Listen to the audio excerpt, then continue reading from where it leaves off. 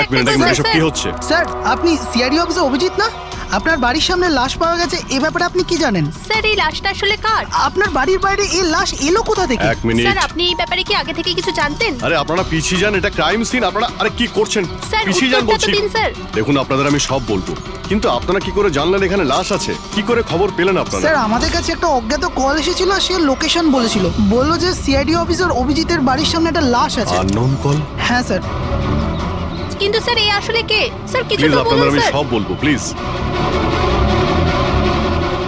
Hello SP sir. Sir, আমার বাড়ির বাইরে একটা লাশ পাওয়া গেছে।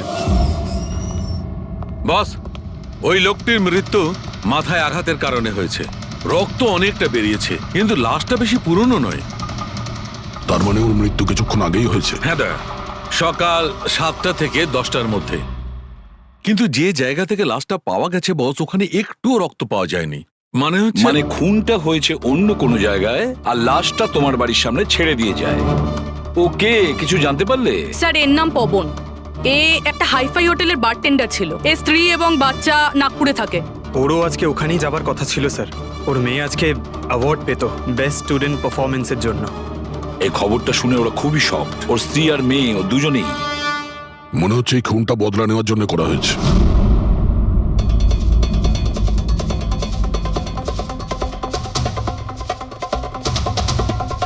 এই দাঁতের ব্যাপারটা কি? আমি জানি স্যার। এই পবনকে আমি খুব ভালো করে চিনি স্যার। এ আমার অনেক পুরনো বিশ্বাসী খোঁচর ছিল। কি? হ্যাঁ ভাই, এ আমাকে অনেক ইনফরমেশন দিত। এর জন্য আমি অনেক আসামিদের ধরতে পেরেছিলাম। স্যার, তাহলে এই দাঁতটা? খেপানোর জন্য, উপহাস করার জন্য, এটা দেখানোর জন্য যে ওর মুখটা খোলা উচিত হয়নি। তার মানে এই কথা সত্যি যে এটা বদলা নেওয়ার জন্য করা হয়েছে। যাদেরকে পবন গ্রেপ্তার করিয়েছিল তাদের মধ্যে কেউ ওকে মেরে দিয়েছে। কিন্তু স্যার, এই পবন যে অভিজিৎ স্যারের ইনফরমার, এই কথাটা অন্যরা জানলো কিভাবে? হ্যাঁ, মানে সিআইডিতেও আমাদের ইনফরমার কে আছে আমরা অন্যরা কেউ জানি না। তাহলে ওই খুনি কি করে জানলো যে পবন একজন ইনফরমার? শুধু খুনি জানতে পারেনি স্যার, পুরো দেশ জানতে পেরে গেছে স্যার। এই দেখুন, এইমাত্র পাওয়া খবর অনুযায়ী পেশায় ওয়েটার পবন কুমার সিআইডির একটা খোঁচর ছিল। আজ সকালে পবন কুমারের লাশ সিআইডি অফিসার অভিজিতের বাড়ির সামনে থেকে পাওয়া যায়। ওনার হত্যার পেছনে তাদেরই হাত থাকার সম্ভাবনা, যাদেরকে ওনার সাহায্যেই সিআইডি গ্রেপ্তার করেছিল। এই খবরটা মিডিয়াতে পৌঁছলো কি করে? বাড়ির বাইরে যে রিপোর্টাররা ছিলেন ওনারাই বললেন যে আননোন কেউ ফোন করে এটা বলেছে। না স্যার, এই অচেনা লোক আর কেউ নয়, খুনি নিজেই। ও সমাজে আমাদের বদনাম করার জন্য এগুলো করেছে স্যার। সিআইডি কি এ ব্যাপারে খোঁজ নিতে আরে পারবে? ভাই বন্ধ করো, জানার জন্য দেখতে থাকুন। এসব কিছু আমার জন্যই হয়েছে। ওর সুরক্ষার দায়িত্ব আমার ছিল, আমার জন্যই ও মারা গিয়েছে। দেখো অভিজিৎ, যেটা হয়েছে সেটা তো আমরা বদলাতে পারবো না, কিন্তু একটা কথা তো পরিষ্কার, যে এটা করেছে না তাকে আমরা ছাড়বো না। অভিজিৎ, ওর সঙ্গে তোমার শেষবার কথা কবে হয়েছিল? মানে এটা তো নয় যে ও তোমাকে কোনো ইনফরমেশন দিতে চাইছিল আর সেই কারণে ওকে মারা হয়েছে? গত সপ্তাহে ওর সঙ্গে দেখা হয়েছিল, এরকম তো কোনো কথা হয়নি। অন্য কোনো ব্যাপার আছে, নিশ্চয়ই অন্য কোনো ব্যাপার। আচ্ছা, মারা যাওয়ার আগে পবন তোমাকে কিছু লোকের ব্যাপারে ইনফরমেশন দিয়েছিল না? তোমার কি কিছু মনে আছে? স্যার, পুরো রেকর্ড আছে আমার কাছে। পবন 3 বছর ধরে আমার সঙ্গে কাজ করেছে, আর এই 3 বছরে আমি ওর সাহায্যে 5 অপরাধীকে ধরেছিলাম। তার মানে এমন কেউ আছে যে পবনের উপর বদলা নিতে চাইছিল আর অভিজিৎকে চ্যালেঞ্জ করছে? হ্যাঁ, হতে পারে। আর এটাও হতে পারে ওই 5 জনের মধ্যে কেউ একজন যে পবনকে খুন করেছে। এই সুনীল ইন্ডিয়াতে নেই স্যার, বাকি 4 জন এখানেই আছে, সুমিত, বিক্রম, তারা আর এই রমেশ।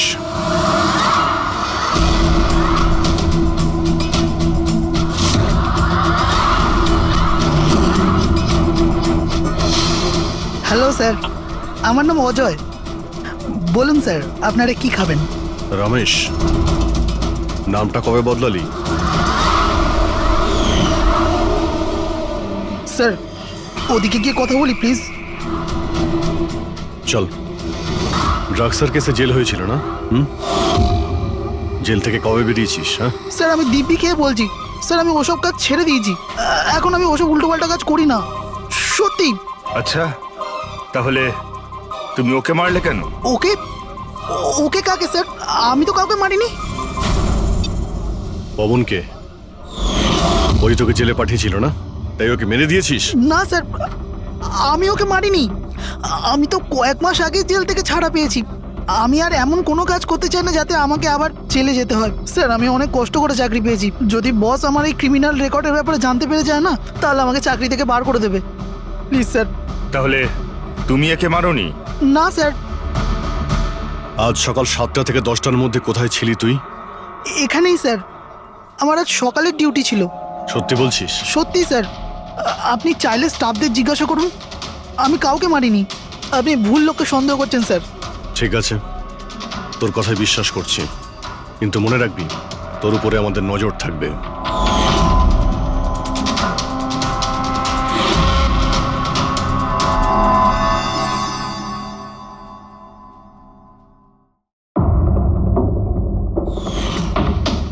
সব কিছু ছিল আমার কাছে, বাড়ি, পরিবার, কেরিয়ার, একটা ভালো কাস্টম অফিসারের জবও ছিল।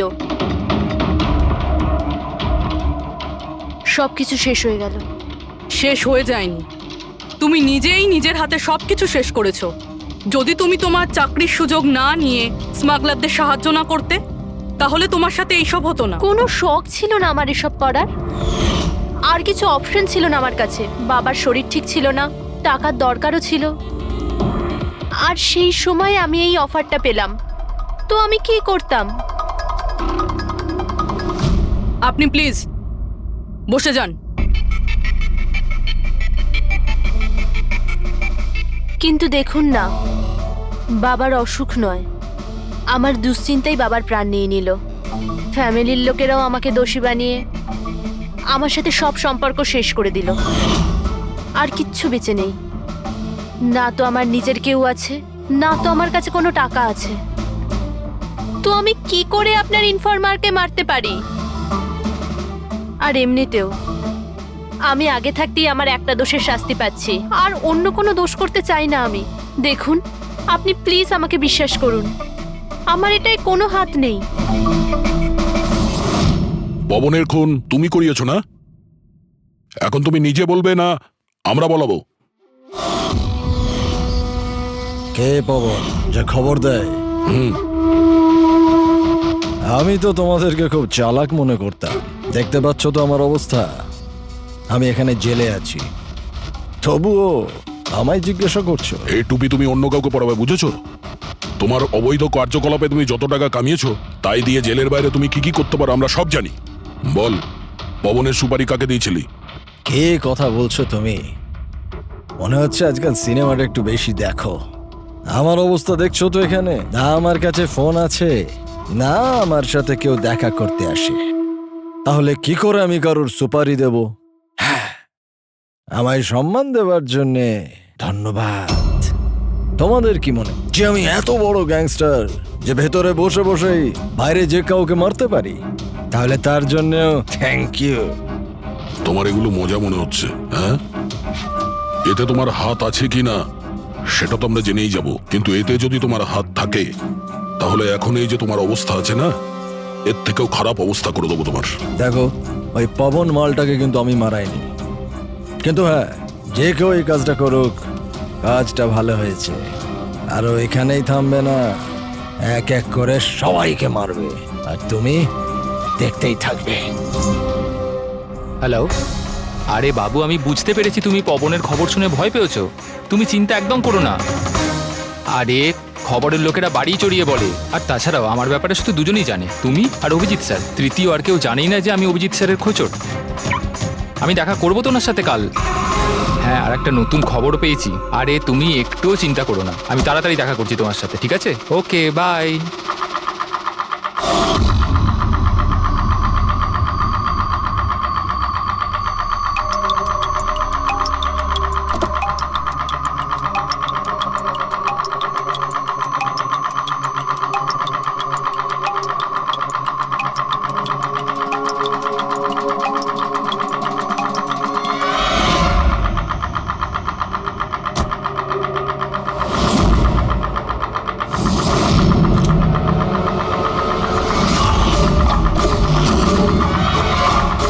কে কে ওখানে?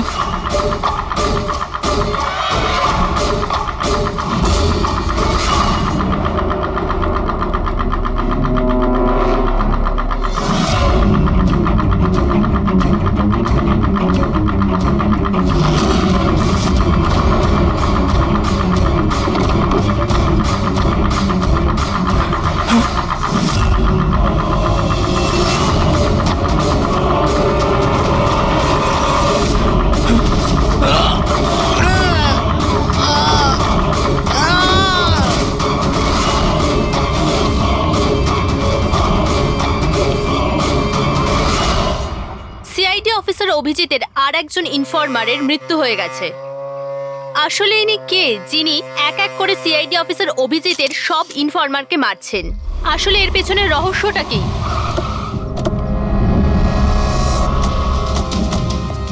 স্যার স্যার স্যার স্যার আর একটা প্রশ্ন স্যার। স্যার আমরা জানতে পেরেছি এও আপনার ইনফরমার ছিল। স্যার একের পর এক খোঁচর খুন হয়ে যাচ্ছে।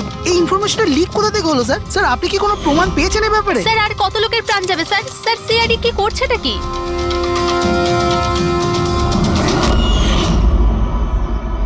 গলা টিপে মারা হয়েছে একে।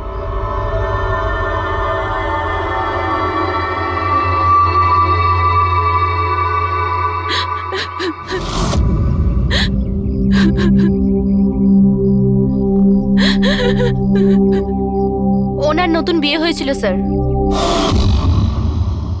ওর অসহায় বউকে কিছু বলবেন আপনি?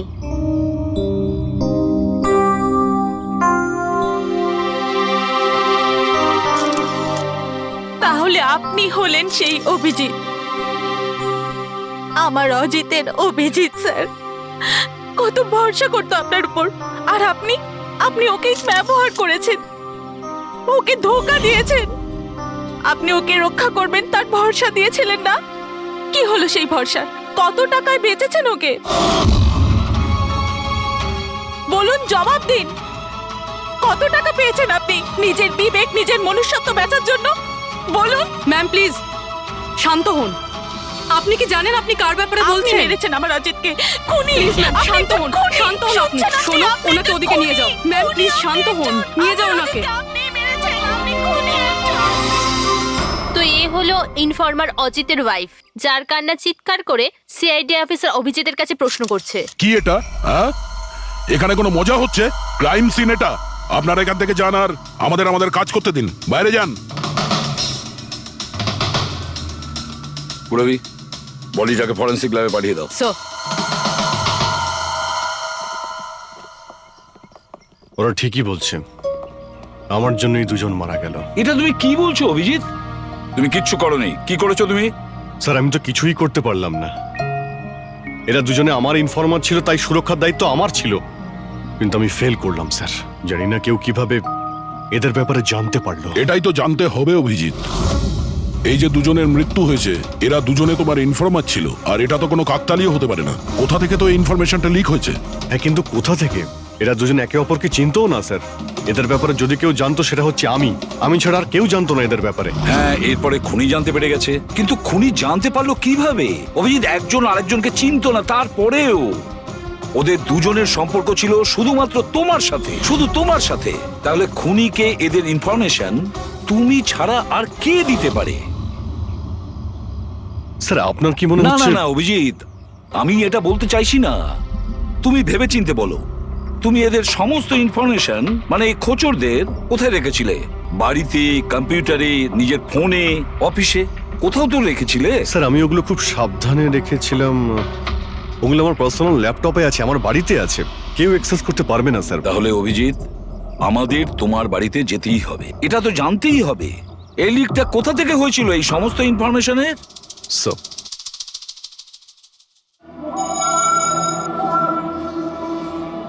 মনে হচ্ছে তোমার অনুপস্থিতিতে কেউ তো এখানে এসেছিল আর তোমার ল্যাপটপ থেকে ডেটা চুরি করে নিয়েছে। আর আজকাল এই পাসওয়ার্ড ক্র্যাক করতে কত সময় লাগে? আরে ভাই, পাসওয়ার্ডের তো ব্যাপারে না, এখানে ফিঙ্গারপ্রিন্ট স্ক্যানার আছে, এই ফেস রিকগনিশন ডিভাইস, আমি ছাড়াই ল্যাপটপ কেউ খুলতেই পারবে না। কিন্তু স্যার কম্পিউটার থেকে ডেটা চুরি করার জন্য এখানে আসার কি দরকার? কম্পিউটারটাকে তো হ্যাকও করা যেতে পারে। হ্যাঁ হতে পারে, কিন্তু এই ল্যাপটপ থেকে নয়, কারণ এতে ইন্টারনেট কানেকশনই নেই। তাহলে এখান থেকে ইনফরমেশন বাইরে গেল কি করে? স্যার চেক করা যাক।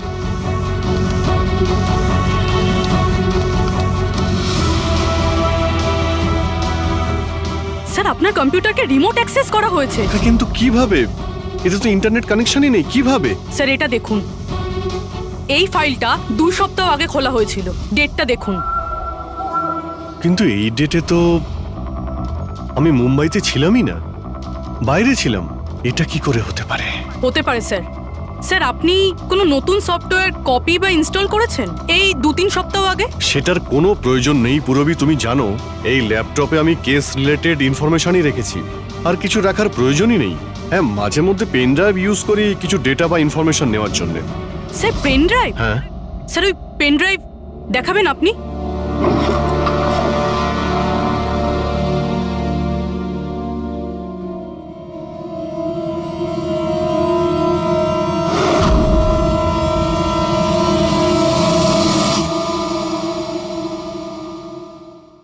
স্যার? হ্যাঁ স্যার স্যার জানতে পেরে গেছি আসলে কি হয়েছিলটা কি। কি হয়েছিল? স্যার এই সব কিছু এই পেন ড্রাইভটার জন্য হয়েছে। এই পেন ড্রাইভের জন্য? হ্যাঁ স্যার। স্যার এটা পেন ড্রাইভ নয়, একটা স্মার্ট ডিভাইস। এই দেখুন স্যার, আপনি বলেছিলেন আপনার ল্যাপটপ ইন্টারনেটের সাথে কানেক্টেড ছিল না, কিন্তু যখনই আপনি এই পেন ড্রাইভ আপনার ল্যাপটপের সাথে লাগালেন, আপনার ল্যাপটপ একটা অচেনা নেটওয়ার্কের সাথে কানেক্টেড হয়ে গেল, যেরকম ওয়াইফাই ডঙ্গেল হয়। আর তারপরে স্যার এটা একটা প্রক্সি নেটওয়ার্ক, এটা আপনি দেখতে পাবেন না, কিন্তু এই নেটওয়ার্কের সাথে জুড়ে থাকা অন্য ব্যক্তিকে আপনার ল্যাপটপের অ্যাক্সেস দিয়ে দেবে। যেমন ধরুন কেউ আপনার কম্পিউটার রিপেয়ার করবে, আপনার কম্পিউটার ধরুন খারাপ, তো সে আপনার কম্পিউটার না ধরে দূর থেকে রিমোট দিয়ে আপনার কম্পিউটার অ্যাক্সেস করে ঠিক করতে পারবে। এক্স্যাক্টলি স্যার, কেউ একজন এই পেন ড্রাইভের সাহায্য নিয়ে আপনার ল্যাপটপ অ্যাক্সেস করেছে আর ইনফরমারদের ফাইল চুরি করে নিয়েছে। তার মানে সবটাই প্ল্যান ছিল। খুনি পেন ড্রাইভ তোমার আশেপাশে কোথাও প্ল্যান করেছিল। তোমার কিছু মনে আছে যে এই পেন ড্রাইভ তুমি কোথায় পেয়েছিলে? আরে এটা তো আমি অনলাইনে কিনেছিলাম, একটা ভালো সস্তা অফার ছিল, আমার মেলে এসেছিল। 1 মিনিট, এই মেলটা এসেছিল। স্যার এটা তো কোনো শপিং ওয়েবসাইট। হ্যাঁ খুব ভালো এস্টাবলিশ ওয়েবসাইট, ডিসকাউন্ট দিচ্ছিল তাই আমি 2-3টে পেন ড্রাইভ কিনে নিই।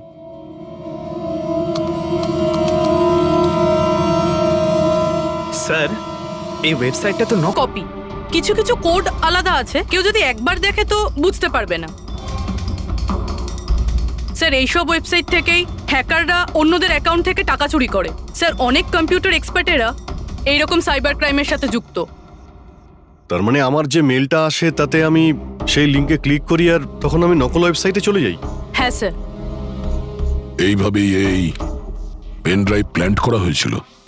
এই ব্যাপারটা যতটা সহজ মনে করছো ততটা নয়, অনেক জটিল ব্যাপার এটা। অভিজিৎ, তোমার কম্পিউটার থেকে এটা যেই করছে না, ও ইনফরমারের পুরো ডিটেলসটাই বের করে নিতে পারে, আর তাদের সাথে ও অনেক কিছুই করতে পারে।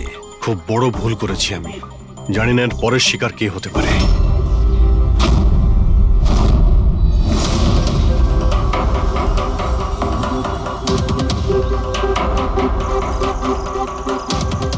হ্যাঁ রবি। হাই স্যার, এই নিন ডিটেলস। খবর কি একদম পাকা?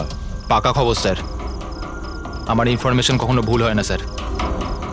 স্যার খুব ডেঞ্জারাস লোক ওরা।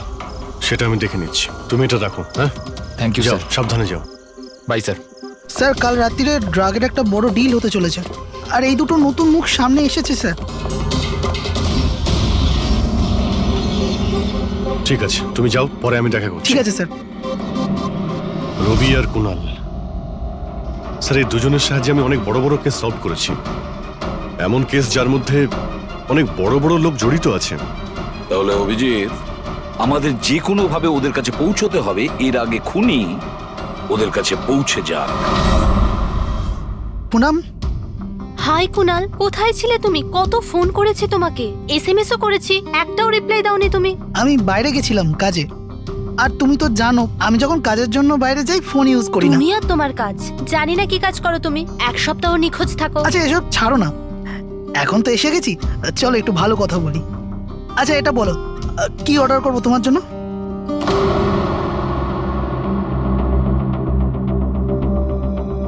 অভিজিৎ স্যার, আমি এক সেকেন্ড আসছি। Excuse me, yes. আমি একটু কাগজটা দেখতে পারি? ও শিওর। আরও একটা খোঁচরের হত্যা। সূত্র অনুযায়ী মৃত ব্যক্তি অজিত বাবু সিআইডি সিনিয়র ইন্সপেক্টর অভিজিৎ বাবুর ব্যক্তিগত খোঁচর ছিল। এক সপ্তাহের মধ্যে এটা দ্বিতীয় ঘটনা। এর আগে পবন নামে আরও এক খোঁচরের হত্যা হয়েছে। ইন্সপেক্টর অভিজিতের ওপর নিজের খোঁচরদের ও ইনফরমেশন লিক করার অভিযোগ আনা হচ্ছে। ইন্সপেক্টর অভিজিতের অন্যান্য খোঁচরদেরও প্রাণ বিপদে বলে হচ্ছে। হে ভগবান, এটা হতে পারে না। কি কি হতে পারে না? এই খবর। আই নো, কত খারাপ বিষয় না? যারা নিজেদের প্রাণ বিপন্ন করে আমাদের জন্য কাজ করে, তাদেরই প্রাণ নিয়ে ব্যবসা। ইন্সপেক্টর অভিজিৎ এটা কি করে করতে পারেন? কুনাল, কি হয়েছে তোমার? কি ভাবছো তুমি? Kunal, are you okay? আচ্ছা শোনো, আমাকে যেতে হবে। যেতে হবে? কোথায় যেতে হবে? এখনই তো এলে, এক্ষুনি কোথায় আমি যাবে? তোমাকে সব বলবো। হ্যাঁ ঠিক আছে, বলবো।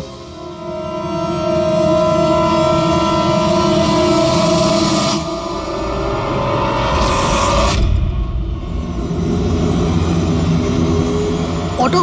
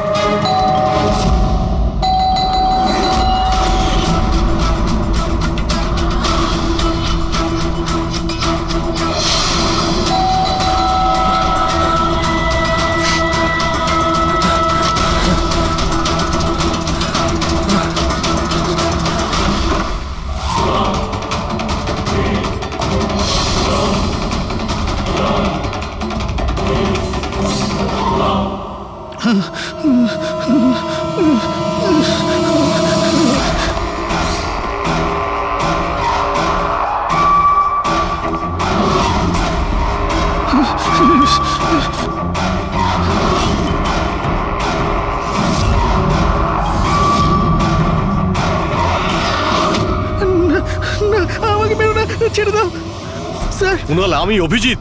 অভিজিৎ স্যার, স্যার ভালো হচ্ছে আপনি এসে গেছেন। স্যার ও আমাকে মেরে দেবে, স্যার ও আমাকে মেরে দেবে।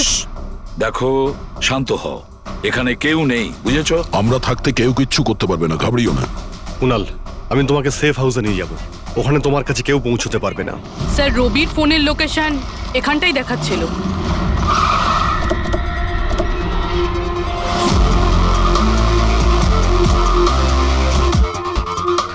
এখানেই তো থাকা উচিত, কিন্তু দেখতে তো পাচ্ছি না। রবি,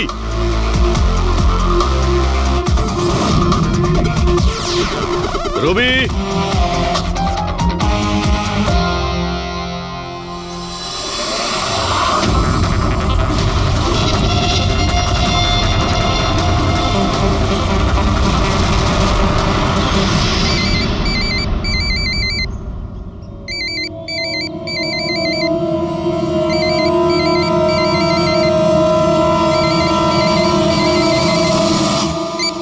হ্যালো। রবি, রবি কোথায়? তুমি কোথায় পালাচ্ছ? আমার উপর ভরসা নেই তোমার? আপনি কি ভেবেছিলেন আপনি আমায় খুঁজে পাবেন? এত সোজা নয় স্যার। তুমি যা ভাবছো তা সত্যি নয়। তোমায় কেউ মেরে ফেলতে পারে, কিন্তু সেটা আমি নয়। আমি তোমায় বাঁচানোর চেষ্টা করছি। শোনো, আমি তোমাকে সেফ হাউসে নিয়ে যাব, সেখানে তোমার কোনো বিপদ হবে না, বুঝতে পেরেছো? রবি, রবি, আমরা তোমাকে সাহায্য করতে চাই, আমাদেরকে বিশ্বাস করো। ভরসা? ওই দুটো লোকও তো আপনাদের ওপর ভরসাই করেছিল, কিন্তু ওরা কি পেল? মৃত্যু। দেখুন স্যার, আমার কাছে আমার জীবন খুব দামি। আমার পেছনে আমার পরিবার আছে। আমি এত তাড়াতাড়ি মরতে চাই না। আমার জীবনটা ছেড়ে দিন স্যার। আমি মরতে চাই না, প্লিজ আমায় যেতে দিন স্যার। আমাকে খোঁজা বন্ধ করুন। রবি তুমি আগে আমার কথাটা শোনো। না স্যার, আমি বললাম তো না, আগেই আপনার ওপর ভরসা করে আমি অনেক বড় ভুল করেছি। একবার ভুল করেছি, বারবার করব না। আমি জানতাম না যে আপনি বিক্রি হয়ে গেছেন স্যার। আমাকে প্লিজ খোঁজা বন্ধ করুন স্যার। রবি কোথায় তুমি? তোমায় কেউ মেরে ফেলতে পারে এটা বুঝো। By sir. রবি রবি এ বিশ্বাস করবে না, কিছুতেই করবে না। যে কোনো ভাবেই আমাদের ওকে খুঁজে বের করতে হবে। 4 জনের মধ্যে 3 জন ইনফর্মার সেফ হাউসে পৌঁছে গেছে। শুধু এই রবি বাইরে আছে, তাই না? স্যার, এই দুজনের টিপস অনুযায়ী যারা গ্রেপ্তার হয়েছে তাদের লিস্ট চলে এসেছে। এদের মধ্যে এমন কেউ আছে আইটি কম্পিউটার এক্সপার্ট? না স্যার, এরকম তো কেউ নেই, কিন্তু এই বিক্রম। ওর সঙ্গে তো আমরা জেলে দেখা করেছিলাম, কেন কি হয়েছে? স্যার, প্রতি সপ্তাহে স্ত্রী একে জেলে ফোন করে, আর গত শুক্রবারেও স্ত্রী একে জেলে ফোন করেছিল। কিন্তু রবি এর থেকে কি প্রুফ হয়? স্যার, আমি আর ফেরি স্যার জানতে পেরেছি যে ফ্রাইডেতে ওনার ওয়াইফ হসপিটালে ছিল, কিন্তু ও কাউকে ফোন করেনি। ফ্যান্টাস্টিক, অসাধারণ কাজ করেছো তোমরা দুজনে। এবার ঠিক জানতে পারবো, যদি বিক্রমকে ওর স্ত্রী ফোন না করে থাকে তাহলে কে ফোনটা করেছে, আর সেটা বলবে এই বিক্রমই। আমরা সব জানি ওই শুক্রবারে তোমার বউ হসপিটালে অ্যাডমিট ছিল, ও তোমাকে ফোন করেনি। ওই দিন ওর নাম করে যে কল এসেছিল তোমার কাছে, ওই ফোনটা কে করেছিল তোমাকে? আমি বলেছি না তোমাকে আগেই যে আমি কিচ্ছু করিনি? তাহলে কেন বারবার চলে আসো আমার আর তোমার সময় খারাপ করার জন্য? সময় আমরা নয়, তুমি নষ্ট করছো আমাদের, আর এটা আমরা কিছুতেই সহ্য করবো না। ঠিকঠাক বলো, কি জানো এই খুনের ব্যাপারে? হ্যাঁ বলো, না হলে আমার মাথা যদি খারাপ হয়ে যায় না। দেখ, চুপচাপ ওখানে বস। এখন পর্যন্ত তুই জেলে আছিস, খাওয়া দাওয়া করছিস, ঘুরে বেড়াচ্ছিস। যদি এখনো সত্যিটা না বলিস তাহলে এখান থেকে সোজা কালকুটরিতে যাবি। কালকুটরি বুঝতে পারছিস তো? অন্য জিনিস তো বাদই দে, আলো তুই দেখতে পাবি না। আজকেই তোর শেষ সুযোগ।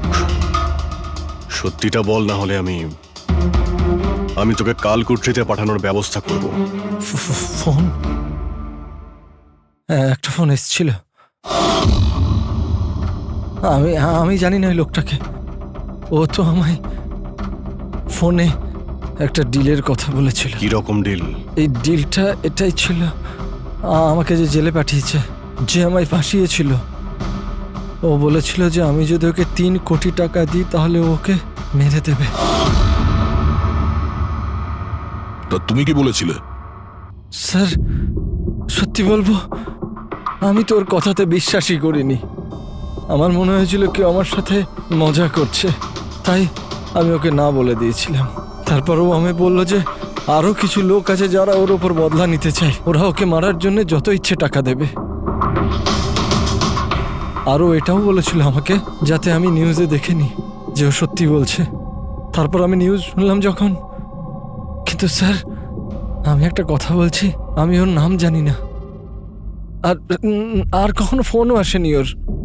আমি যা কিছু জানতাম সব আপনাদের বলে দিলাম। সত্যি বলছি স্যার, সত্যি। ঠিক আছে। তার মানে ও আরো অনেক লোকের সঙ্গে কন্ট্রাক্ট করেছে, অনেক বড় গেম খেলেছে। অপরাধীদের থেকে টাকা কামানোর ব্যবসা খুলে বসেছে। স্যার, আপনার বাকি খোঁচরদেরও প্রাণ সংশয়ের ভয় রয়েছে। আমরা খুনির ব্যাপারে কিচ্ছু জানি না। 3 কোটি, ওর চাহিদা অনেক বড়, আর এর জন্য যাকে তাকে ফোন করবে না, এমন কাউকে করবেও যে ওর চাহিদাটা পূরণ করতে পারে। ঠিক বলেছ তায়া। খোঁজ নিয়ে দেখি আমাদের লিস্টে কতজন আছে যে 3 কোটি টাকা। সপ্তাহে ওর ফোন এসেছিল, কুণালের জন্যই ও জেলে গিয়েছিল। আরে 3 কোটি টাকাও দিতে পারবে।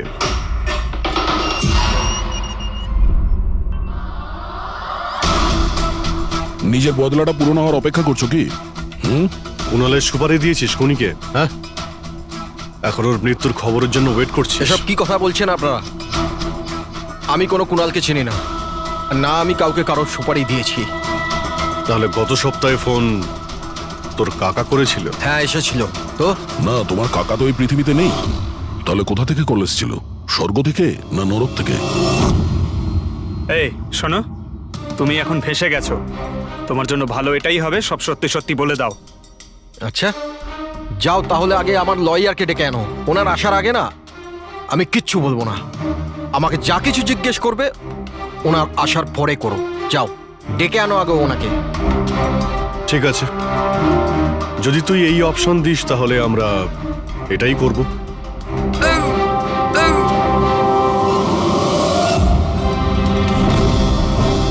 এ কোথায় নিয়ে যাচ্ছেন আপনারা আমাকে? আমরা তোকে তো বলার সুযোগ দিয়েছিলাম, কিন্তু তুই বললি উকিল ডাকতে। এবার তোমার সাথে কি হবে কেউ জানতেও পারবে না, তোমার উকিলও না। এটা এটা এটা আপনারা ভুল করছেন। সিআইডি এটা করতে পারে না।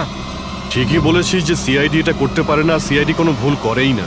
আমরা তো সবাইকে এটাই বলবো যে তুই আমাদের উপরে আক্রমণ করার চেষ্টা করেছিলি।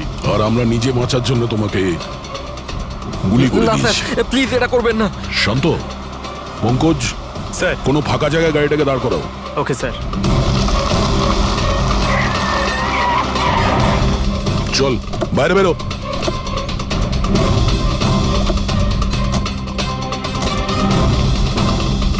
না স্যার, প্লিজ আমাকে মারবেন না স্যার। আরে চল চল, Please, পালা please, পালা পালা, না যা স্যার, পালা। প্লিজ প্লিজ স্যার, পালা, পালা।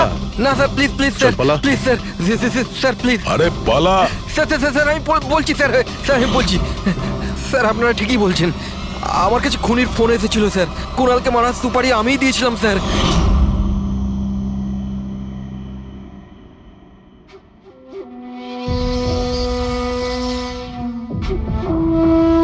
হ্যালো শেখর, হ্যাঁ কে? শেখর আমি কে সেটা জানার তোর কোনো দরকার নেই। তুই শুধু এটুকু জেনে রাখ যে তুই যার জন্য জেলে গেছিস আমি তাকে চিনি, আর ওকে আমি প্রাণে মেরেও দিতে পারি, কিন্তু তার জন্য আমার টাকা চাই। কত টাকা চাই তোর? পুরো 3 কোটি। ঠিক আছে, অর্ধেক টাকা তোর আমি অ্যাকাউন্টে ফেলে দিচ্ছি, আর বাকি অর্ধেক টাকা কাজ শেষ হবার পর। কিন্তু হ্যাঁ, বেশি চালাকি করবি না, না হলে তুই জানিস তো আমি কে। শেখর, আমি এক কথার মানুষ, তোমার কাজ ধরে নাও হয়ে গেছে। চল রাখছি এবার। এই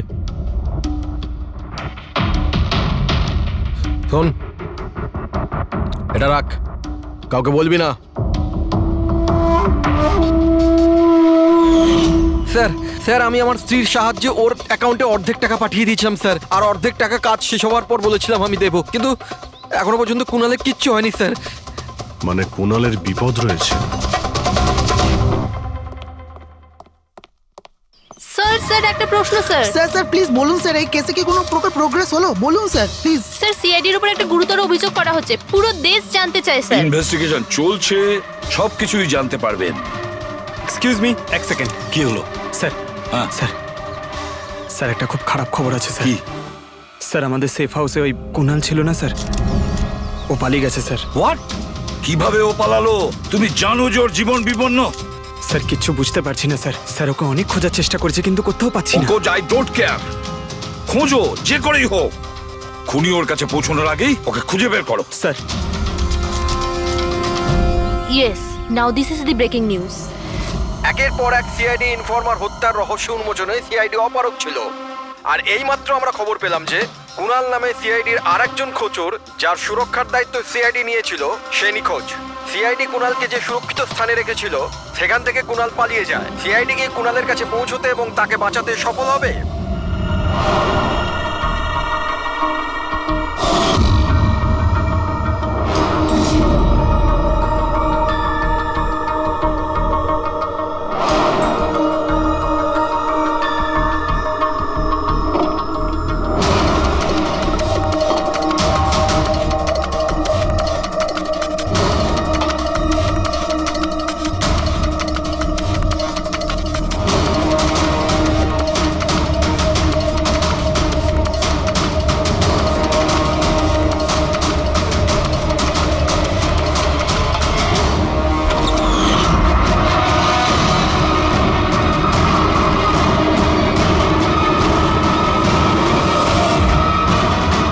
কে তুমি? তোর গেম ওভার।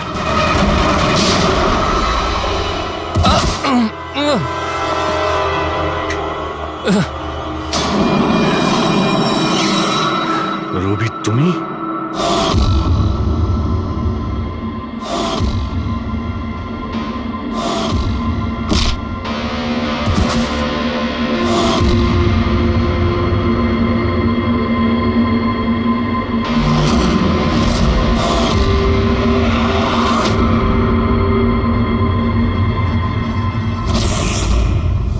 কুণালের পালিয়ে যাওয়ার খবর আমরা ইচ্ছে করেই মিডিয়াতে দিয়ে দিই। আমরা জানতাম খুনি যখন ওর সুপারি নিয়েছে, ওকে মারার জন্য অবশ্যই আসবে। আর সেটাই হচ্ছে, মিডিয়া খবর ছড়িয়ে দিয়েছে, আর সেটা শুনতে শুনতে তুমি এখানে চলে এসেছো। তুমি এখানে নিজে আসোনি, তোমাকে আনা হয়েছে। আমরা জানতাম তোমার কাছে ইনফরমারদের লিস্ট আছে, আর ওখানে কুণালেরও নাম ছিল। আর কম্পিউটারের ব্যাপারে তুমি তো অনেক জানোই। তুমি কুণালের নাম্বার ট্র্যাক করলে আর এখানে চলে এলে। রবি, তুমি এটা কেন করলে? তোমার উপরে আমি ভরসা করেছিলাম। ওরা তোমার কি ক্ষতি করেছিল? কেন মারলে ওদের? আপনার ইনফরমার পবনের জন্য। ও আমার জীবনটা শেষ করে দিয়েছিল। ওরই জন্য আমার প্রেমিকা তারা গ্রেফতার হয়। আমি ওর থেকে বদলা নিতে চেয়েছিলাম, কিন্তু তখন এটা জানতাম না যে তারার ইনফরমেশন কে লিক করেছে। আমি যেমন তেমন করে ওদের কাছে পৌঁছতে চাইছিলাম। আর তারপর কি, আমি একটা প্ল্যান করলাম। আমি যদি আপনার সাথে জয়েন করি, তাহলে ওই খোঁচরগুলোর কাছে আমি পৌঁছতে পারবো।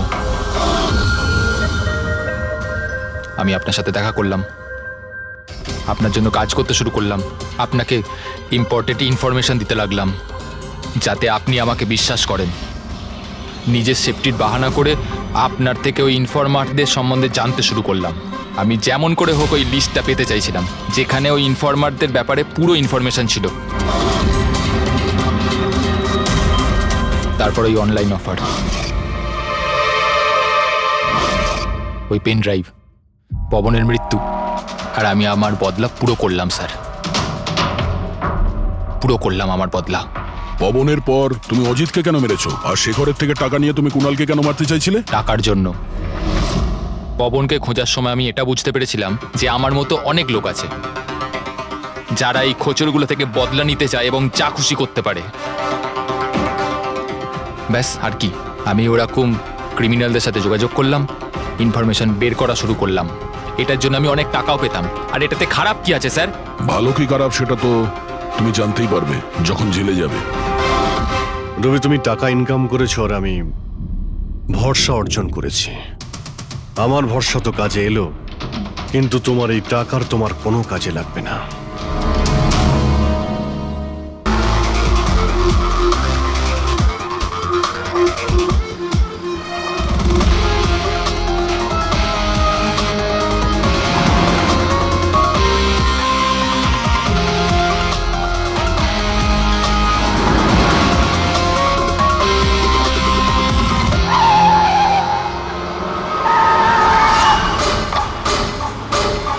হ্যাঁ, এই নাম্বারটাই। ও গাড়ি এইভাবে কেন চালাচ্ছে? এ তো অ্যাক্সিডেন্ট করে দেবে।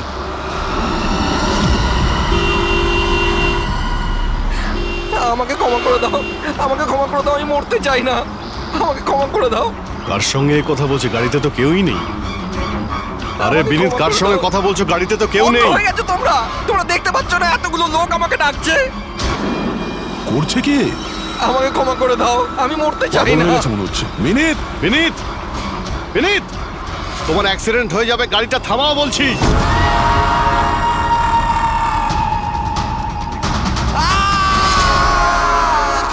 আঙ্কেল, আমার সাথে খেলো না, খুব মজা হবে। বিনীত, গাড়ি থামাও, সাইডে দাঁড় করাও।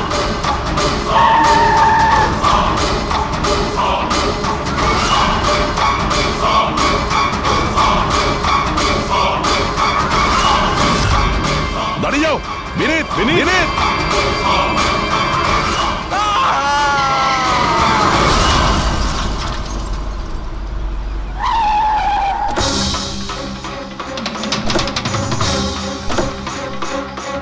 বিনীত। ও নো, এ তো মারা গেছে। স্মেল আসছে।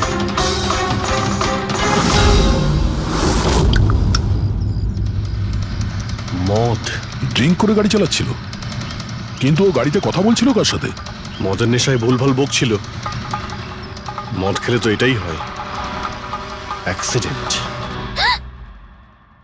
আপনি তো আমাকে কথা দিয়েছিলেন না যে বিনীতের কিচ্ছু হবে না, তো এটা কি হয়ে গেল?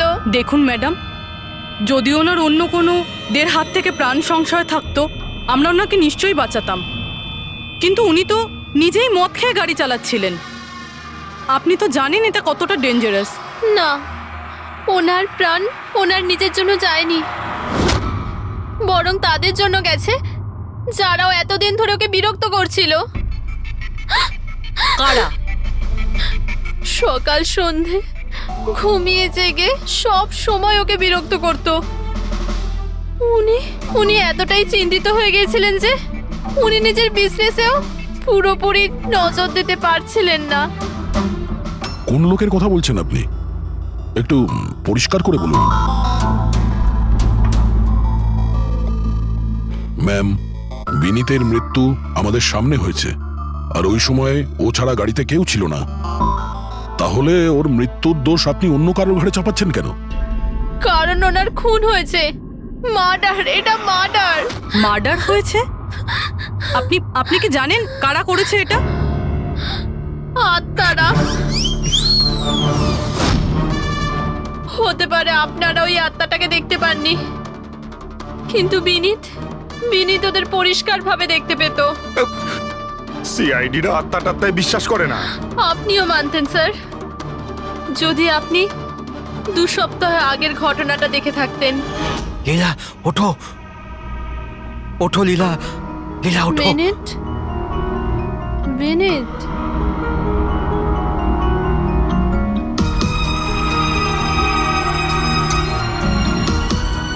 বিনীত,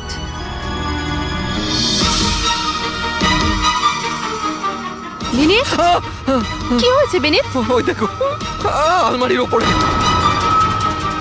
কি আছে ওখানে বিনীত? লীলা, আলমারির উপরে কেউ আমাকে দেখছে, আমাকে শুতে দিচ্ছে না। বিনীত, ওখানে কিচ্ছু নেই, কিচ্ছু নেই। তুমি না নিশ্চয়ই কোনো খারাপ স্বপ্ন দেখেছো। চলো শোবে চলো। আমি কোনো স্বপ্ন দেখিনি, ওই দেখো এখনো দেখছি আমাকে। তুমি কেন দেখতে পাচ্ছ না? বিনীত, ওখানে কিচ্ছু নেই। তোমার শরীর ঠিক নেই বিনীত, চলো তুমি এসে শুয়ে পড়ো। চলো, কিচ্ছু নেই বিনীত। তুমি না খারাপ স্বপ্ন দেখেছো, তার জন্য এরকম হচ্ছে। সরি সরি, আমাকে ক্ষমা করে দাও প্লিজ। 1 মিনিট। আর এই বিনীত কি কারণে ক্ষমা চাইছিল? এটা তো আমিও জানি না স্যার। বিনীত কাজ কি করতো? স্যার, ওনার কোম্পানি হসপিটালে মেডিকেল ইকুইপমেন্ট সাপ্লাই করতো। আপনি শিওর যে ওই বিনীতকে খুন আত্মাই করেছে? স্যার, আমার আগে তো এটা মনে হয়নি, কারণ না তো আমি কোনোদিন কোনো আত্মা দেখেছি, আর না কোনোদিন কোনো আওয়াজ শুনেছি। কিন্তু পরে আমার বিনীতের কথাই বিশ্বাস হতে লাগলো যে ও সত্যি কথা বলছে।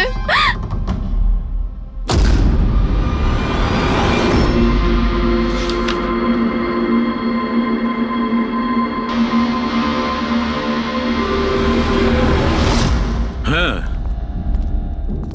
বস, এর মৃত্যুর একটাই কারণ চোখে পড়ছে, এর মাথার ওপর লাগা আঘাতটা, যেটা অ্যাক্সিডেন্টের কারণে লেগেছে। ঠিক তো ডক্টর সালুকে? আর কোনো কারণ নেই তো? হ্যাঁ, দয়া, ভিসারাল স্যাম্পলকে চেক করা এখনো বাকি আছে, কিন্তু প্রাইমা ফেসি তো এটাই বলছে মৃত্যুর কারণ অ্যাক্সিডেন্ট। আর বস, এর রক্তের মধ্যে আমি অ্যালকোহল অনেকটা বেশি মাত্রায় পেয়েছি। ও, আমার মনে হচ্ছে সেই কারণেই ওর হ্যালুসিনেশন শুরু হয়, আরো ধাক্কা মেরে দেয়। তার মানে হলো এটা কোনো খুনের ব্যাপার নয়। আমরা চাইলেই ওদের বডিটা ফেরত দিয়ে দিতে পারি। যদি কোনো ডাউট থাকে সেটা ভিসারাল স্যাম্পল থেকে জানা যেতে পারে। কি জানি স্যার, আমার কেমন যেন মনে হচ্ছে যে এই কেস অতটা সোজা নয়। কারণ আমরা যখন লীলাকে জিজ্ঞাসা করলাম যে এই বিনীত কার কাছে ক্ষমা চাইছিল, তখন কথাটা এড়িয়ে গেল। আমরাও কি শেষকৃত্যে যাব নাকি? ওখানে আত্মীয়রাও থাকবে, বন্ধুরাও থাকবে, অনেকেই থাকবে। যদি কিছু জানতে পারা যায়। যাও, নিশ্চয়ই যাবে ফিউরালে।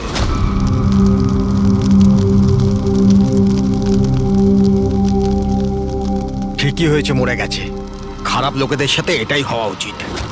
তুমি একদম ঠিক বলেছো, এই ধরনের লোকের এরকমই মৃত্যু হওয়া উচিত।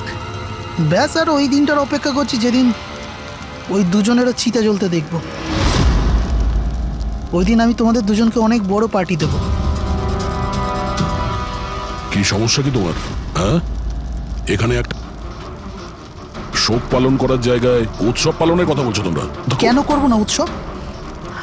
আরে আসল উৎসব তো সেদিন হবে যেদিন এই দুজনেরও চিতা জ্বলবে। ওরা দুজনে চিতায় উঠুক কি না উঠুক, তুমি সিআইডি রাতে ঠিকই আসবে। স্যার, আপনারা যদি সিআইডির লোক হন তাহলে অপরাধীদের সাহায্য করার বদলে আমাদেরকে ন্যায় বিচার দেওয়া উচিত। এক মিনিট, কি বলতে চাও পরিষ্কার করে বলো। স্যার, আমার নাম পুনিত, আর আমার বাবা পার্পল হসপিটালে ভর্তি ছিল। ভেন্টিলেটরে ছিলেন। ডাক্তারবাবু, নার্স, ডাক্তারবাবু কোথায়? আমার বাবা মারা যাবে এক্ষুনি। প্লিজ ডাক্তারবাবুকে বলুন। কি হয়েছে? কেন চিৎকার করছেন? চিৎকার করবো না তো কি করবো? আমার বাবা ওখানে মারা যাচ্ছে আর আপনাদের স্টাফ এখানে বসে মাছি মারছে। আপনি আগে শান্ত হন প্লিজ। আপনি পেশেন্টের কাছে যান, আমি দেখছি। তাড়াতাড়ি করুন প্লিজ। হ্যাঁ, ম্যাম, একটা ঘটনা ঘটে গেছে। কি সমস্ত হয়েছে? ভেন্টিলেটর এক এক করে বন্ধ হচ্ছে। কি? হ্যাঁ ম্যাডাম, আমাদের দুজন ডাক্তার ম্যানুয়ালি অক্সিজেন দেওয়ার চেষ্টা করছে। ম্যাডাম, সবার সাথে এরকম হওয়াটা ঠিক নয়। যদি ভেন্টিলেটর ঠিক না হয় তাহলে পেশেন্টরা মরে যাবে। আরে আস্তে বলো। আরে এটা হসপিটালের রেপুটেশনের ব্যাপার। এটা যদি পেশেন্টের বাড়ি লোকেরা জানতে পারে না তাহলে একটা ঝামেলা হয়ে যাবে। ডক্টর, আপনারা প্লিজ 2 মিনিট সময় দিন, আমরা সলিউশন বার করছি। ম্যাম, এক এক করে সব ভেন্টিলেটর বন্ধ হয়ে যাচ্ছে। তুমি যাও, বাকি ওয়ার্ডসগুলো চেক করো। যাও। Okay ma'am. আরে ওই আমাদের সাপ্লায়ার বিনীতকে ফোন করো না, ওই সব কিছু ব্যবস্থা করে দেবে। প্লিজ টেনশন নেওয়ার কোনো ব্যাপার নেই। ডক্টর মেহেক, হচ্ছে কি এসব? স্যার ভেন্টিলেটর সব বন্ধ হয়ে গেছে স্যার। আপনারা প্লিজ শান্ত হন, আমি কথা বলছি। স্যার, এক এক করে সমস্ত ভেন্টিলেটর বন্ধ হয়ে যাচ্ছে স্যার। কি, এটা কিভাবে হতে পারে? তো কোনো হসপিটালে ফোন করো না, ওখান থেকে আনাও। আরে রাজা, ফোন লাগাও। আর মেহেক, একটা কাজ করো, এখানে যে টেকনিশিয়ান আছে ওকে ডাকো। রাজা, কি হলো তোমার? তুমি কি শুনতে পাচ্ছ না স্যার কি বললেন? আপনারা কি ডিসকাস করে টাইম ওয়েস্ট করছেন? আমার বাবা মারা যাবে ওখানে। আপনি প্লিজ একটু শান্ত হন, আমরা এক্ষুনি যাচ্ছি। Please ma'am, sir. Ma'am, very bad news. দুটো পেশেন্টের জীবন চলে গেছে। 5টা পেশেন্ট খুব ক্রিটিক্যাল অবস্থায় আছে। স্যার, আজ আমাদের পরিবারের লোক আমাদের সাথে নেই। এর জন্য দায়ী শুধুমাত্র এই 3 জন লোক, বিনীত, মেহেক আর রাজা। আচ্ছা, এই বিনীত তো ইকুইপমেন্ট সাপ্লাই করতো, তাই না? হ্যাঁ স্যার। আর বাকি দুজন? স্যার, যেদিন এই ঘটনাটা ঘটেছিল সেদিন মেহেক ডক্টর ইনচার্জ ছিল আর রাজা হসপিটালে অ্যাডমিন সামলাতো। আচ্ছা, এনারা দুজনে কি শুধু হসপিটাল থেকে এসেছেন নাকি ওখান থেকে আরো অনেকে এসেছেন? এসছে স্যার, ওই হেড নার্স পরিণীতা, ওই শেখর যে মেনটেন্যান্সে ছিল, আর উনি ডক্টর কেদার, এই হসপিটালের মালিক। ঠিক আছে, এখন শান্ত হয়ে যাও। আমরা এই মামলার গভীরে যাব। যদি তোমার বাবার সঙ্গে কোনো অন্যায় হয় তো ন্যায় বিচার তুমি নিশ্চয়ই পাবে।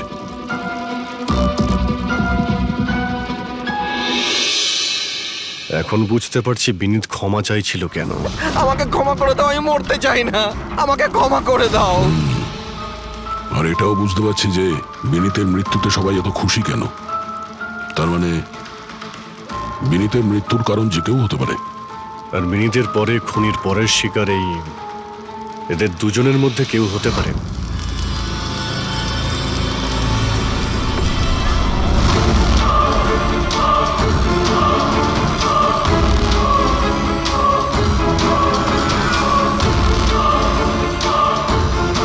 আমাকে ক্ষমা করে দাও। তুমি আমাকে কেন মরতে দিলে? আমার পিছু নিও না।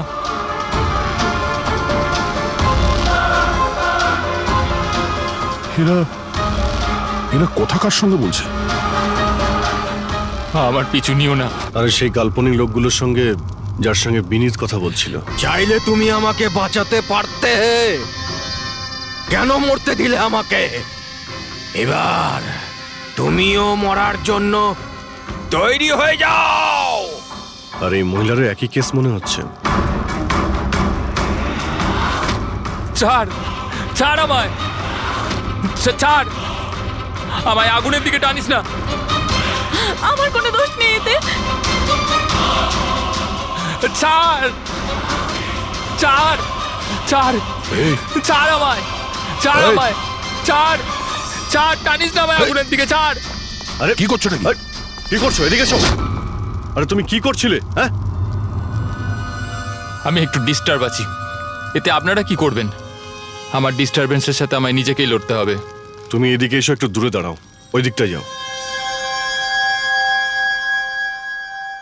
তাহলে অনেক লোক আছে যারা বিনীতের মৃত্যু সংবাদ শুনে আনন্দিত, হ্যাঁ? হ্যাঁ স্যার, আর এখন ওরা মেহেকার রাজার মৃত্যুর খবর শুনতে চাইছে। রাজা আর মাহাকের ব্যবহারটাও খুব একটা নর্মাল লাগছিল না স্যার, অনেকটা ভয়ে ভয়ে ছিল স্যার, বিনীতের মতো। স্যার, ভিসেরা স্যাম্পলের রিপোর্ট চলে এসেছে। গুড। কোনো গন্ডগোল আছে? হ্যাঁ, একজন সাধারণ মানুষের রক্ত যতটা লাল হয়, বিনীতের রক্ত তার থেকে অনেক বেশি লাল ছিল।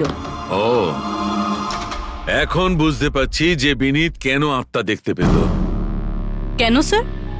পুরবী, মানুষের রক্ত যখন সাধারণের থেকে অনেক বেশি লাল হয়, তার মানে এইটা দাঁড়ায় যে ওই মানুষটি অনেক বেশি দীর্ঘ সময় ধরে কার্বন কম্পাউন্ডের সংস্পর্শে ছিল, আর এই কার্বন কম্পাউন্ডের কারণেই ওর হ্যালুসিনেশন হতো ভীষণ ভাবে। তার মানে কেউ জেনে শুনে বিনীতকে ওই কার্বন কম্পাউন্ডের সংস্পর্শে এনেছিল, যার ফলে বিনীতের মানসিক অবস্থা খারাপ হয়ে গেল আর ওর মৃত্যুর কারণও হয়ে গেল। স্যার, এই খুনি এই কার্বন কম্পাউন্ড পেল কোথায়? এই আমাদের আশেপাশেই সব জায়গায় কার্বন কম্পাউন্ড ছড়িয়ে আছে। মডার্ন জীবনে আমরা যতগুলো মেশিনারি ব্যবহার করছি, ওই সবগুলো, প্রায় সবগুলো কার্বন কম্পাউন্ড ছড়ায়। হ্যাঁ, যে কেউ মেশিনের উপর এরকম কারুকার্য করে এটা করতেই পারে। তার মানে বিনীত গাড়িতে বসার আগে এরকম কোনো কেমিক্যালের সংস্পর্শে এসেছিল, যার জন্য ওর এইসব হ্যালুসিনেশন এইসব হচ্ছিল স্যার। ঠিক কথা বস। গাড়িটার এক্সস্ট সিস্টেমটা চেক করতে হবে। গন্ডগোলটা ওখানেই হয়েছে।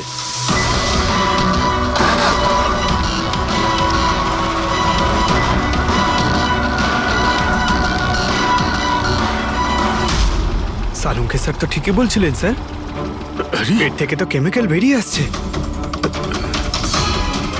একটা কথা তো তাহলে ঠিক পঙ্কজ, ওই আত্মা টাত্মা বলে কিচ্ছু ছিল না। হ্যাঁ। স্যার, তার মানে এখন খুনির নিশানায় দুজন রয়েছে, রাজা আর মেহেক।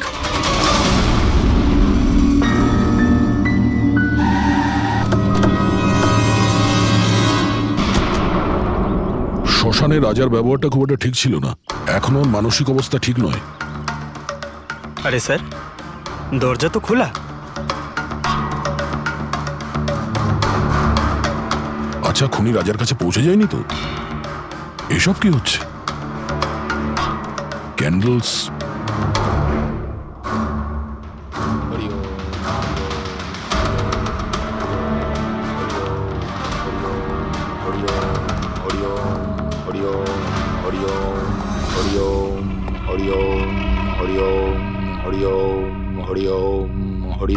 রাজা,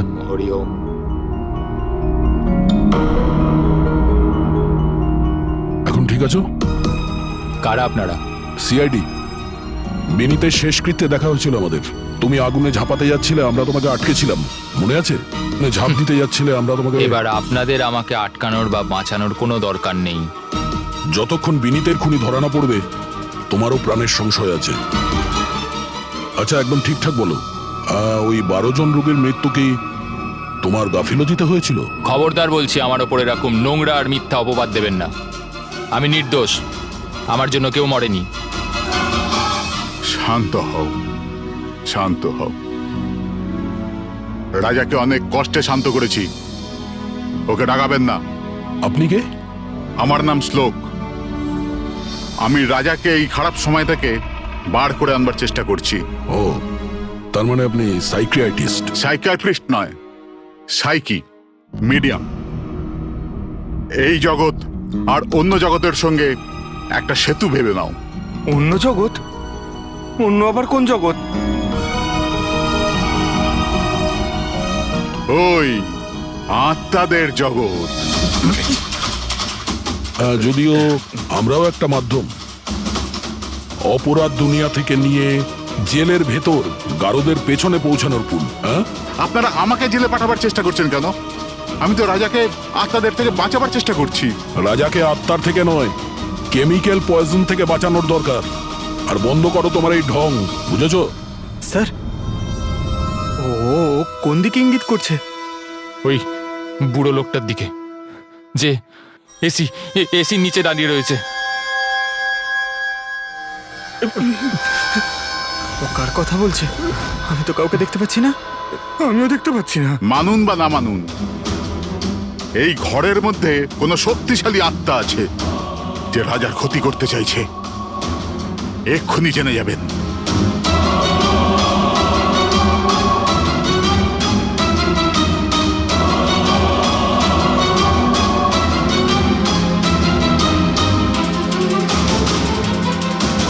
মিটার দিয়ে আত্মা দেখা যাবে?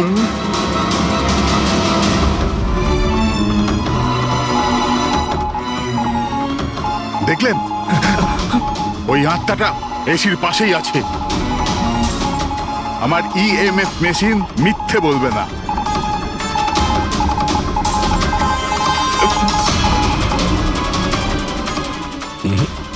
তবে আমাদের ওই মিটার ভুল হতে পারে না, বুঝলে ফ্রেডি? মনে হচ্ছে রাজার ও কার্বন কম্পাউন্ডের অ্যাকশন ওর গাড়ির থেকেই হয়েছে। একটা কাজ করো, এই মিটারটা নিয়ে যাও, ওর গাড়িটা চেক করো। ফ্রেডি। পঙ্কজ, তাহলে বলো, তুমি বিনীতের ফিউরিনালে কি দেখেছো? আমি কাউকে দেখিনি, আমি কিছু দেখিনি। মিথ্যা কথা বলো না। যদি কিছু দেখেই না থাকো তাহলে পালালে কেন? আমি মিথ্যে বলছি না, আমি সত্যি কাউকে দেখিনি। আচ্ছা, হাসপাতালে যে 12 জন মারা গিয়েছিল সেটা কি তোমার গাফিলতির জন্যই হয়েছিল? আমার গাফিলতিতে? দেখুন, আমার দ্বারা যতটা সম্ভব আমি সব চেষ্টা করেছি। আমি ডাক্তার কেদারের সঙ্গে কথা বলেছিলাম, কিন্তু উনি তো কোনো অ্যাকশনই নিলেন না। তাহলে আমি আর কি করতে পারি? আচ্ছা, তার মানে হলো এটা ডক্টর কেদারের ভুল। ওনার থেকেও তো বেশি দোষ ছিল ওই রাজা। ওর একবার দেখা উচিত ছিল যে ভেন্টিলেটরস গুলো কাজ করছে কি না, ওগুলো সময় মতো সার্ভিসিং হচ্ছে কি না। তাহলে কি দোষী রাজা? রাজা আর বিনীত দুজনেই। বিনীতেরও ভেন্টিলেটর সাপ্লাই করার আগে দেখে নেওয়া উচিত ছিল যে ওগুলো ঠিকঠাক কাজ করছে কি না। কতগুলো জীবন নির্ভর করছিল ওই ভেন্টিলেটরস গুলোর উপরে। মনে হচ্ছে রাজা আর বিনীতের জন্য তোমার মনে অনেক রাগ আছে। বিনীতের মৃত্যুতে নিশ্চয়ই খুশি হয়েছো তুমি। এটা কি বলছেন আপনি? একদমই না। আমি একজন ডক্টর, আর আমার কাজ হলো একজন পেশেন্টের জীবন বাঁচানো। কারণ মৃত্যুতে আমি কি করে খুশি হব?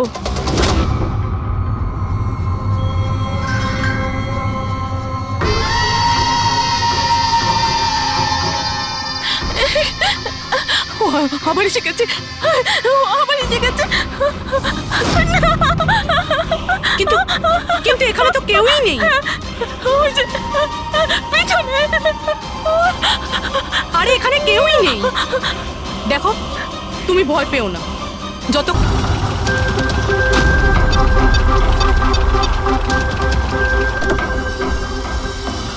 গাড়ির এসিতে তো কার্বন কম্পাউন্ড নেই। বাড়ির ভেতরে গিয়ে দেখা যাক, চল।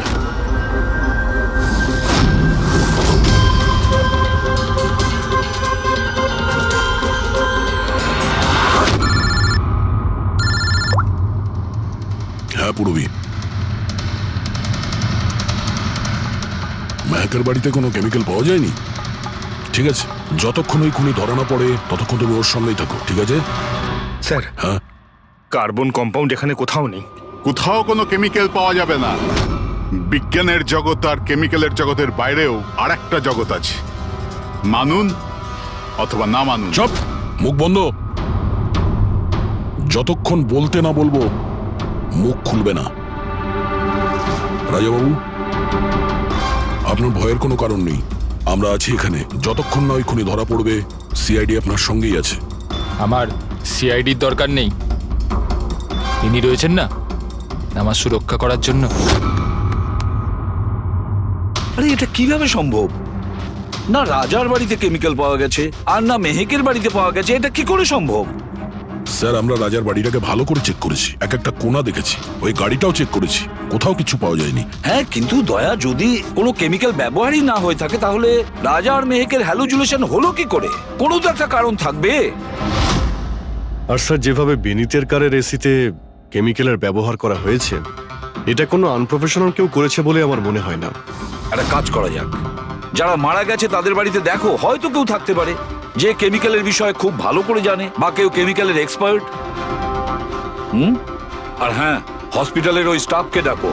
চিফ নার্স যে আছে না, হেড নার্স পরিণীতা, আর হেড টেকনিশিয়ান শেখর, আর মালিক কেদার, তিনজনকেই ডাকো।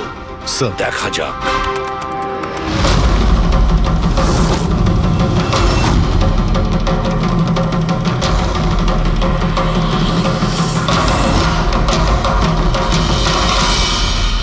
তোমার নাম শেখর, তাই তো? Yes sir. হসপিটালের হেড মেকানিক, মেইন টেকনিশিয়ান। তার মানে হসপিটালে যদি কোনো মেশিনে প্রবলেম হলে সবার প্রথমে তোমার কাছে খবর আসে। হ্যাঁ স্যার, ঠিক।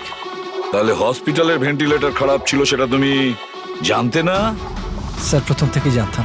তাহলে কেন কিছু করনি? কাউকে কিছু বলনি কেন? হ্যাঁ স্যার, এতে আমার কোনো দোষ নেই। তাহলে কার ভুল ছিল? স্যার, আমি প্রথমেই মেহেককে ভেন্টিলেটরের ব্যাপারে বলেছিলাম যে ভেন্টিলেটরসে প্রবলেম আছে আর যে কোনো সময় খারাপ হতে পারে। এটা তুমি ভেন্টিলেটর বন্ধ হওয়ার আগেই জানিয়েছিলে? ইয়েস স্যার, 1 সপ্তাহ আগে। ম্যাম, আমি আপনাকে একটা নোটিশ পাঠিয়েছিলাম, ওয়ার্ডের ভেন্টিলেটরগুলো ঠিকমতো কাজ করছে না। ও, আমি তোমার চিঠিটা পড়েছি শেখর, তুমি টেনশন নিও না, আমি কিছু একটা করছি। কিন্তু ম্যাম, ব্যাপারটা খুব আর্জেন্ট। হ্যাঁ হ্যাঁ, আমি জানি। ডক্টর মেহেক, ইয়েস ম্যাম আপনাকে অ্যাকাউন্টস ডিপার্টমেন্টে এক্ষুনি ডেকেছে। ও হ্যাঁ, আসছি। ডোন্ট ওয়ারি শেখর, আমি নিশ্চয়ই কিছু ব্যবস্থা নেব, পাক্কা। কিন্তু স্যার, উনি আমার কথাটা সিরিয়াসলি নিলেন না। হ্যাঁ, মেহেক ভেন্টিলেটরস খারাপ হওয়ার সময় পেশেন্টদের বাঁচানোর খুব চেষ্টা করেছিল, কিন্তু রাজা স্যার এত ঘাবড়ে গেলেন যে কিছু করতেই পারলেন না। শেখর বাবু, তুমি কতটা সত্যি বলছো আর কতটা মিথ্যে সেটা তো আমরা জেনেই নেব।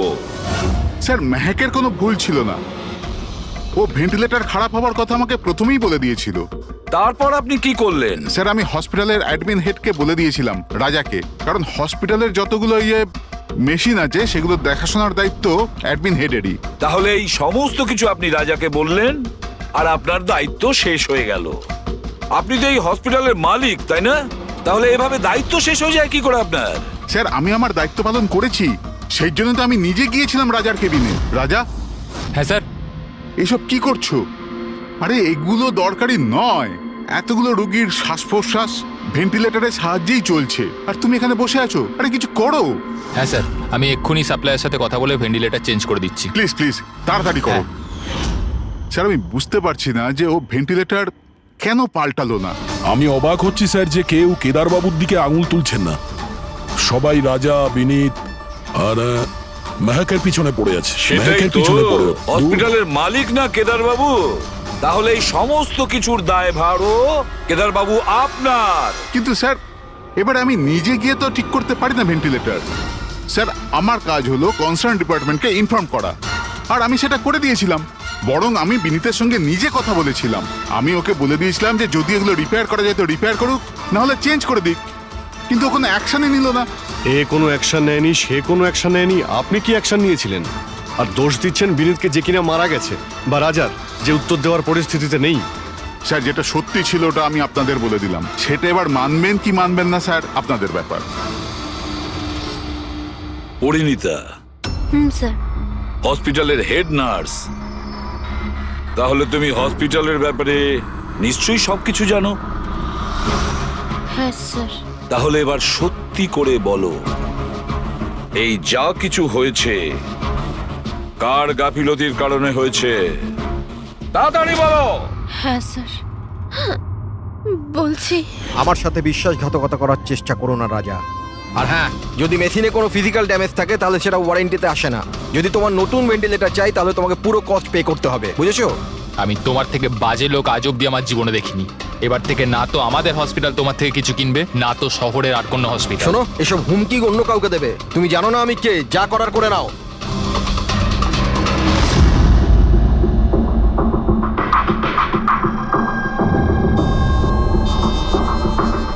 এই যা কিছুই হয়েছে এই রাজা আর বিনীতের ঝগড়ার কারণেই হয়েছে। দুজনের ঝগড়াতে স্যার এতগুলো লোকের প্রাণ চলে গেল। তবে নতুন ভেন্টিলেটরের ব্যবস্থা রাজার করা উচিত ছিল।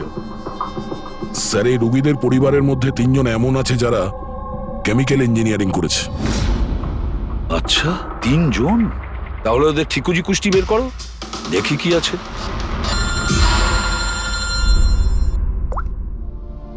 Hello ACB Pradyuman. হোয়াট? ঠিক আছে, আমরা এক্ষুনি পৌঁছচ্ছি। কি হয়েছে স্যার? রাজা মারা গেছে।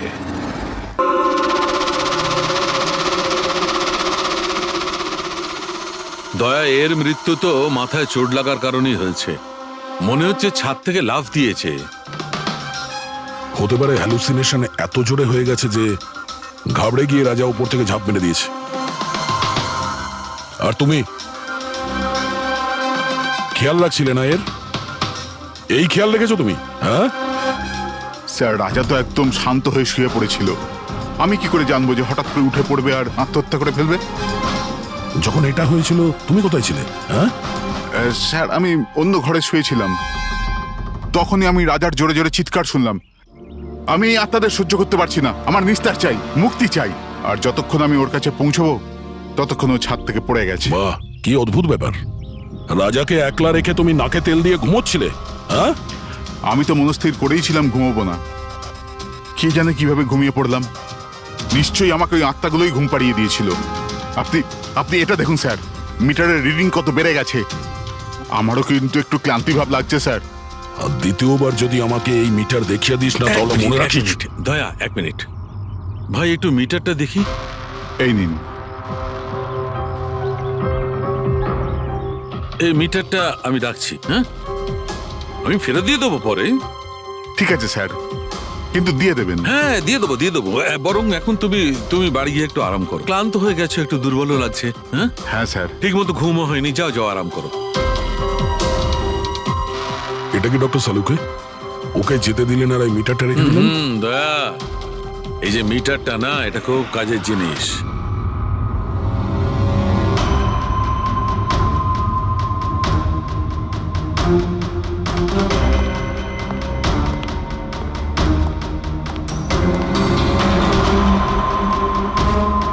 এই ঘরটা চেক করছি।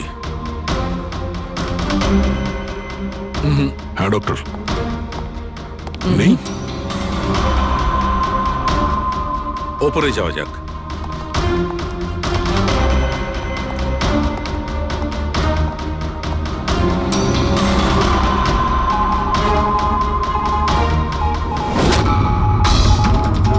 আরে সালুঙ্কে স্যার, সাবধানে! এই নিডলটা তো একেবারে জঙ্গলি ঘোড়ার মতো দৌড়চ্ছে। মাই গড, আমরা এখানে এইভাবে দাঁড়িয়ে থাকতে পারি না দয়া। আমাদের প্রোটেক্টিভ পোশাক পরতে হবে। Protective gears? ওটা কি কারণে ডক্টর? আরে দয়া, আমাদের সুরক্ষার জন্য।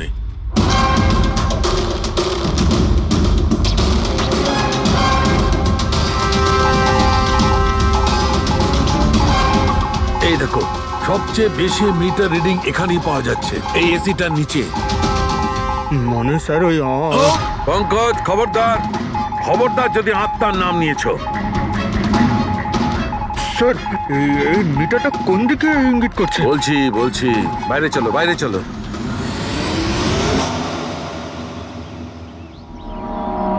দেখেছো দয়া, এটা হচ্ছে ইএমএফ, ইলেকট্রোম্যাগনেটিক ফিল্ড ডিটেক্ট করে এটা।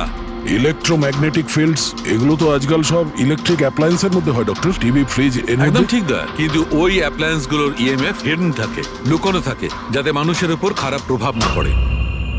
কি খারাপ প্রভাব? এইটার কারণে লোকেদের নশিয়া হতে পারে, ঘুম না হতে পারে, মন খারাপ হতে পারে। আর যদি অনেকক্ষণে সংস্পর্শে থাকে তাহলে হ্যালুসিনেশন হওয়াটা কোনো বড় কথা নয়। ও, তার মানে রাজার এই হ্যালুসিনেশন কোনো কেমিক্যালের জন্য হয়নি, নিজের ঘরের ইলেকট্রনিক জিনিসপত্রের জন্যই হয়েছে, কারণ ওগুলোর ইএমএফ ঢাকা ছিল না। একদম। তার মানে কেউ জেনে বুঝে এগুলোকে গন্ডগোল করে দিয়েছে। হতে পারে দয়া। এমনিতেই রাজা মনে মনে খুব কষ্ট পাচ্ছিল, খুব দুঃখ পেয়েছিল রোগীদেরকে বাঁচাতে পারেনি বলে। সেই জন্য হ্যালুসিনেশন ওর কাছে আফসোসের রূপে ধরা দিয়েছিল। হতে পারে এই অনুতাপের জন্য বিনীতেরও মৃত্যু হয়েছে। একদম ঠিক। আর ওই অশোক, ওরও দুর্বলতা সেই জন্যই মনে হচ্ছিল, যেহেতু ও এই ইএমএফ এর সংস্পর্শে অনেকক্ষণ ছিল। এখানে ওই কার্বন কম্পাউন্ড পাওয়া যায়নি। এটা কি করে দয়া? কারণ এখানে তো ইএমএফ এর ব্যবহার হচ্ছিল। আর সবচেয়ে বেশি রিডিং উঠছিল বেডরুমে এসির কাছে। তার মানে বেডরুমের এসিতে কোনো কারুকাজ করা হয়েছে। তাহলে তুই মেহকের বাড়িতে ওই ইএমএফ হনো। আমার তাড়াতাড়ি পুরবীকে ইনফর্ম করতে হবে।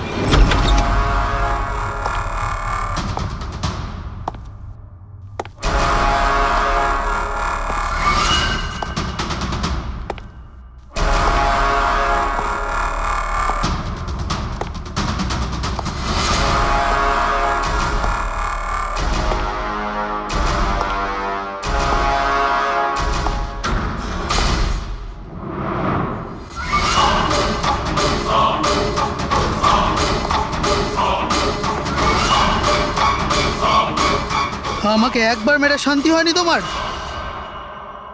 আমাকে আবার মারতে এসেছো?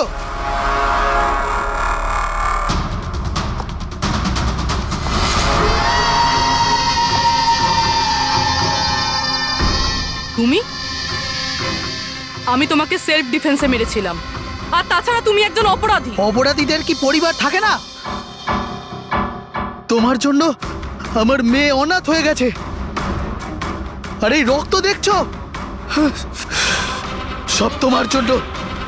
আমি আর তোমাকে ছাড়বো না। দেখো, আমার কাছে আসবে না। আমি কিন্তু মেরে দেবো। আমি তোমাকে ছাড়বো না। আমার কাছে আসবে না। আমি কিন্তু বলছি মেরে দেবো। আমি বলছি আমার কাছে আসবে না। আমি মেরে। পুরবী, কি করছো তুমি? ছাড়ো এটা।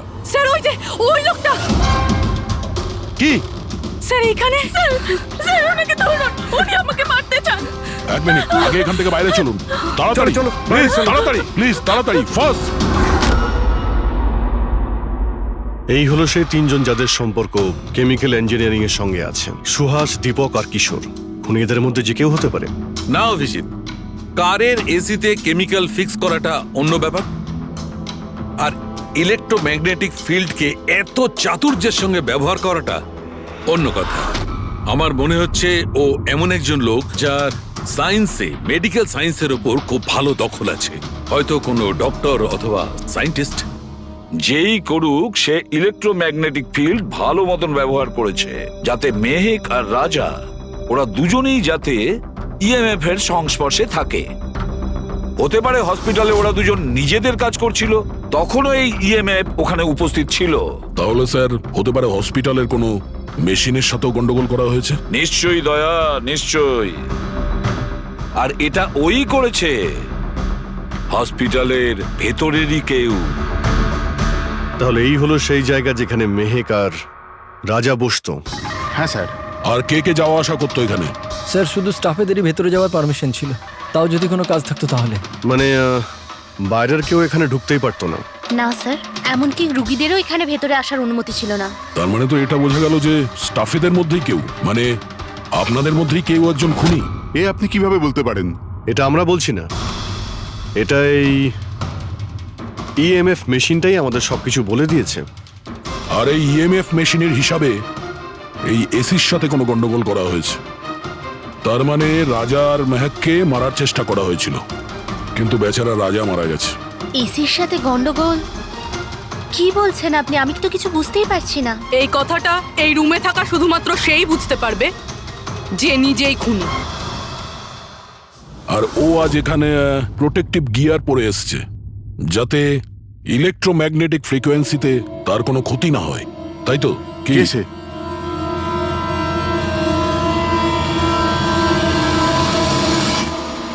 এদিকে এসো।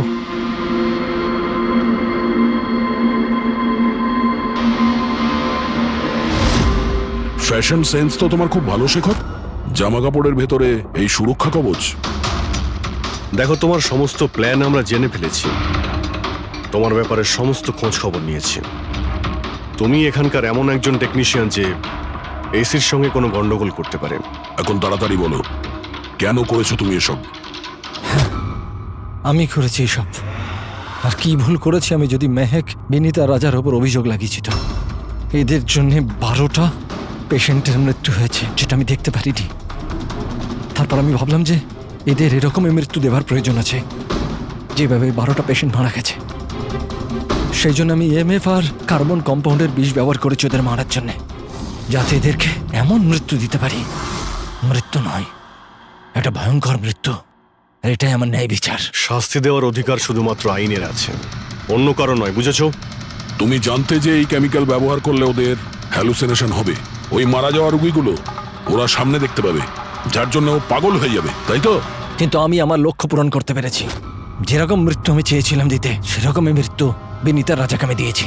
কিন্তু দুঃখের ব্যাপার, মেহেককে আপনারা শেষ মুহূর্তে বাঁচিয়ে নিলেন। সফল তো তুমি তখন হতে যদি তুমি কোনো অপরাধ না করে ওদেরকে শাস্তি দিতে। তোমার আর ওদের মধ্যে কি পার্থক্য রইল? এখন তুমিও একজন খুনি, তবে তুমি কি শাস্তি পাবে সেটা এখন আদালত ঠিক করবে।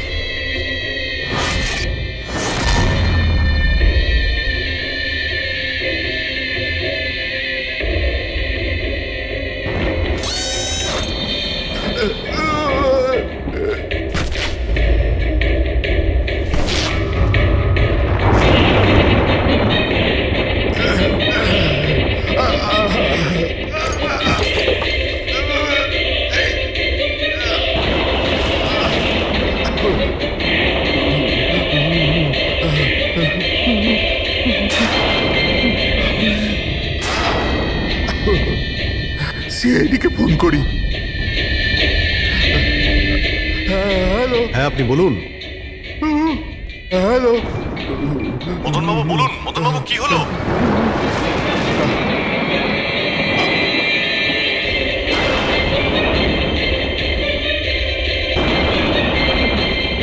না না,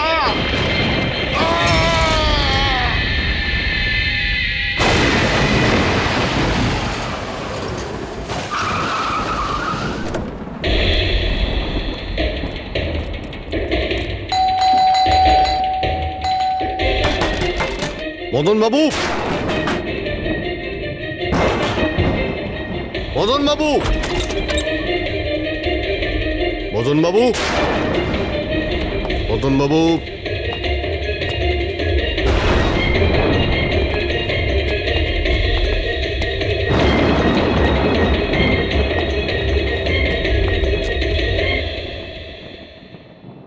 দয়া,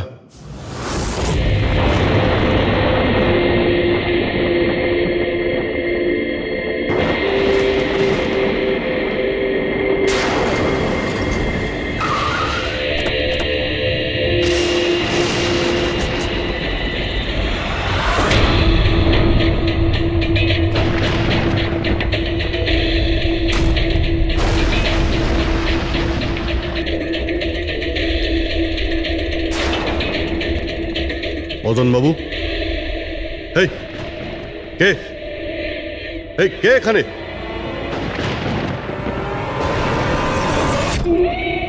এটা কি?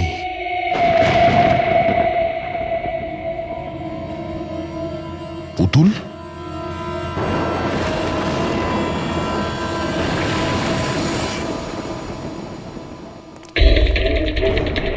অভিজিৎ, স্যার, আমরা দেরি করে ফেলেছি।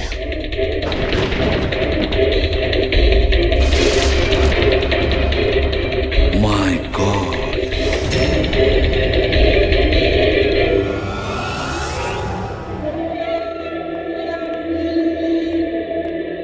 এই নিন।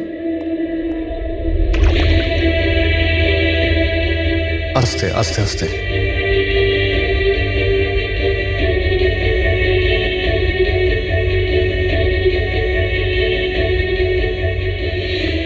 বাবু।